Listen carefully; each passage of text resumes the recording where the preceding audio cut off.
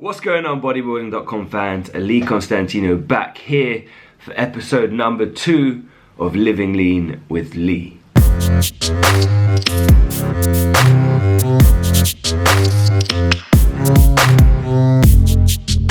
Alright guys, so in the first episode I showed you a little bit of a workout, kind of a Saturday night to be honest. That was a Saturday afternoon going into the night, and I showed you a little bit on the wild side, me going out and enjoying myself.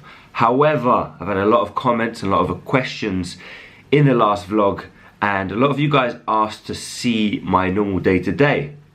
So today I'm going to show you exactly what I do from morning, which it is right now, and I've just woken up, and I'm going to show you some of my routines, and I'm also going to show you how I eat during the day. Today I have a very busy day. I'm out in London and then I'm coming back home. I've got clients this evening, so it's going to be a very different day, whereas I'm not staying at home cooking meals and eating luxurious meals. I'll also be buying food from different places, so you guys can see how I buy food when I'm out and about. I start with my warm water. I have lemon in here and ginger. Very good for detoxifying, for cleansing your body first thing in the morning. And then I write down my goals. Every morning I write down my goals in this journal right here. It allows me to get clarity on the things I want to achieve in my day, whether it's for fitness, whether it's for business, and I write it down and then I review it after every single day. Every night I look back and I see if I've achieved the things that I want to achieve. How I start my day, and then in about 20-30 minutes, once I've written down my goals, I've also done some mobility work. I just do some light stretches in the morning, stretching out the main areas, the upper body, the lower body, get my body feeling nice and loose, and then I go in for breakfast, and that's what I'm going to show you next.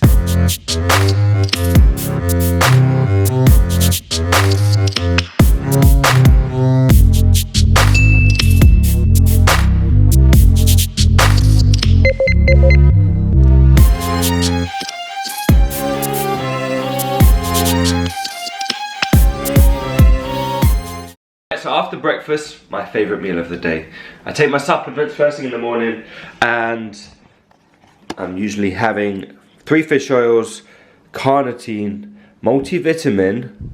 So this is my carnitine. It's the new Bodybuilding.com signature range, and then creatine monohydrate. Now the reason why I'm taking creatine in the morning is because today is a rest day, meaning I am not training today. So I usually take creatine first thing in the morning, just so I don't forget. Usually it would be post-workout along with my whey protein isolate.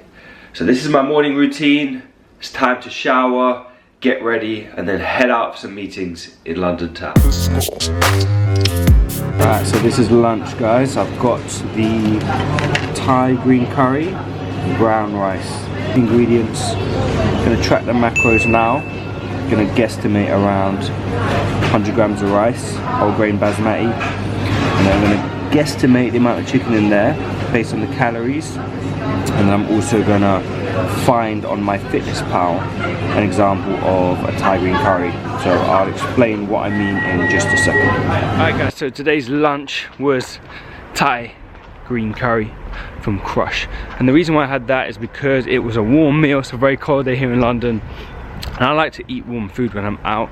Cold food seems to make me hungry. So right now I am cutting, so I'm in a cutting phase. I'm trying to drop body fat, and so I'm really conscious of not eating big meals and over consuming my calories too early in the day.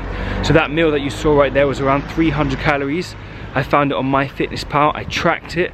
Being accountable is key if you're trying to lose weight or build muscle. So track your food if you're not already tracking your food, and stay accountable. Right, busy day, go back into next meeting now, and I'll show you guys what I'm eating for my evening meal. Look, the sun's coming out. Alright guys, I'm about to cook my food now before I go and train my clients this evening. I want to talk to you guys a little bit about tracking your nutrition. More specifically, tracking your macronutrients. Now, one of the biggest changes I've seen from my body over the past 6 years has come from tracking my nutrition as carbs, proteins and fats using my FitnessPal. Now there's tons of different apps out there, but what I find with my FitnessPal is it's easiest for me because I also scan foods on the go, and it's got a massive database. Like when I was out today, I was able to search for my meal, and I was able to add it in just like that. And so what I really recommend you guys do is track your nutrition. If you're trying to build muscle, if you're trying to lose body fat, you should be accounting for what you're putting in your body. It's as simple as that. Now, if you are struggling with using the food tracking app MyFitnessPal, I've created a free training video, 25-30 minutes. I sat down and I went through the step-by-step process, how I used the MyFitnessPal app in order to achieve my goals, whether it's to build muscle or lose fat. I'll drop the link below this video on behalf of Bodybuilding.com, and check it out if you are struggling with tracking your food or you haven't yet started tracking your food. It's the biggest difference that you're going to see within your kind of fitness lifestyle that's going to give you the best results. So track your nutrition. More specifically, remember, carbs, protein and fat. And if you are doing this, comment below and let me know how you find tracking your nutrition. If you're finding it hard, if you're finding it easy, what challenges are you facing? I know for me, the biggest challenge with tracking my nutrition is making sure that I save enough calories for the end of the day.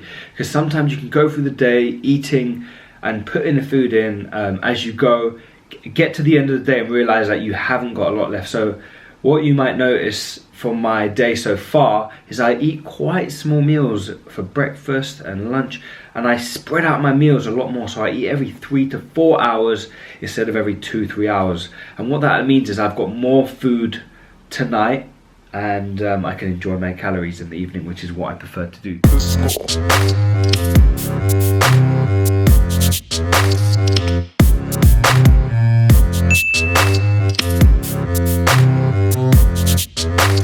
Following my Herculean program, which is a 6-week fat loss program, and combining that with a calorie deficit, and I'm really seeing results right now. I'm really happy with the progress that I'm making over the past 5 weeks. But 1 more week to go and then it's reveal time. A lot of people actually cycle their calories, so they have higher calorie days on the training days and lower calorie days on rest days. High carb day, low carb day, high fat, low fat day. I like to just keep it the same. For me, simplicity is key, and if you want this to be sustainable, you have to do what you can consistently do on a daily basis and what you can sustain. And for me, having the same macros on Monday to Friday works best for me. And I actually think of rest days as a day to fuel up because I'm not training, and hit it hard the next day. All the stored carbohydrates, all that stored energy gets used up in the next training session. So if you don't like the whole carb cycling and you don't have time to be doing daily changes like that, eat the same calories. As long as you're in a calorie deficit, you are still going to lose body fat. Oh, it's the end of the day, guys. I have just got back. It's very late and I am starving. Pretty sure I'm going to have porridge and I'm going to add in a scoop of protein just to get that protein up. But yeah, I wanted to jump on here before I go up and eat my porridge to talk about how I regulate my meals now. Now, back in the day, maybe like 6-7 years ago, I used to eat every 2 hours on the dot. I'd have my watch alarm set, so every 2 hours I would eat my meal. Now, this was when I was being really focused and thinking that this was the only way to get results. And over the past 6 years, I've slowly got more relaxed about when I eat my meals and more focused on actually eating my calories across the day and making sure I hit my macros for the day. So instead of eating 7-8 meals a day now, I usually have like 4 to 5 meals. 4 on a rest day and 5 meals on a training day when I'd also have a shake post-workout. So my meals on a rest day are like 4 meals now, sometimes a snack, and it's purely because I'm a lot busier now, I'm less focusing on my food, and what that allows me to do is have bigger, more satiating meals. By having less frequent meals and having fewer meals in the day, you can actually combine those calories and have something that feels a lot more substantial. So if you're dieting and you're eating these little meals with 200 calories, you're going to be hungry quickly and you're not going to actually avoid cravings. You're going to crave more because you're having smaller meals. You're going to get hungrier sooner. So you're constantly going to be thinking about food. So if you're struggling with dieting right now and you're doing the 250k challenge or you're trying to lose weight, try spreading your meals out. Yes, you'll be hungry at first, but trust me, over time your body will adjust and you will find that happy medium where you can still enjoy the meals and not be food focused all the time. Something else that's very important for avoiding hunger is hydration. If you guys haven't got one of these already, I'm sure you have. Grab one of these from Bodybuilding.com. 2.2 litre bottle of water. I carry this everywhere with me. It goes with me to work, it goes with me to the gym, it goes with me when I'm out in town in London, and I just make sure that I finish minimum this on a rest day. And on a training day, usually put 1.5 of these, and that is how I track my water. So stay hydrated, space your meals out if you don't like to eat every 2 hours and if you have a busy day. And it makes the dieting process a whole lot easier. It's 11 PM at night, I'm starving, and I usually like to have something warm before I go to bed. I have porridge. We call it porridge over here in the UK. I know you guys in the US call it oatmeal, and I'm saying you guys in the US because I know many of you guys are in the US who watch the Bodybuilding.com videos, but we call it porridge here, so I'm gonna call it porridge tonight. And I usually add in a couple scoops of protein just so I can provide my body with those vital nutrients before I go to sleep, and provide my body with amino acids to help me repair my muscles and tissues as I rest and recover throughout the night. Any of you guys who think that carbs make you fat if you eat them after 8 o'clock, it just doesn't happen. There's no such thing as carbs making you fat after a certain time of the day. In fact, carbs in general aren't what make you fat. It's an overconsumption of calories. So as long as you're in a calorie deficit, you can eat the carbs in the morning, in the evening, 1 AM in the morning, and it won't make a difference because you are in a calorie deficit, meaning that you are burning more calories than you're consuming.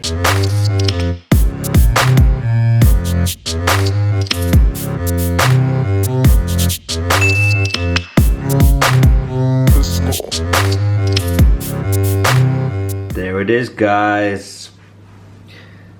Damn, look at that. Looks so good, right?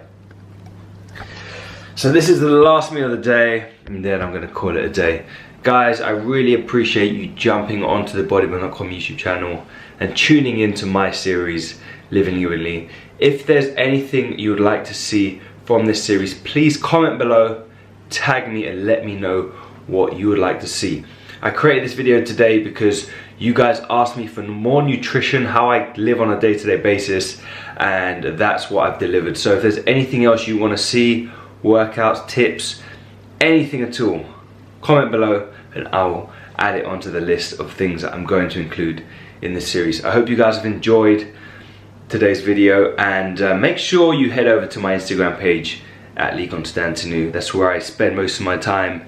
Tag me up in your stories, tag me in your comments, tag me in your posts, and if you have any questions, more than happy to help you out. Okay, thanks for tuning in, and I'll see you guys very soon. Peace.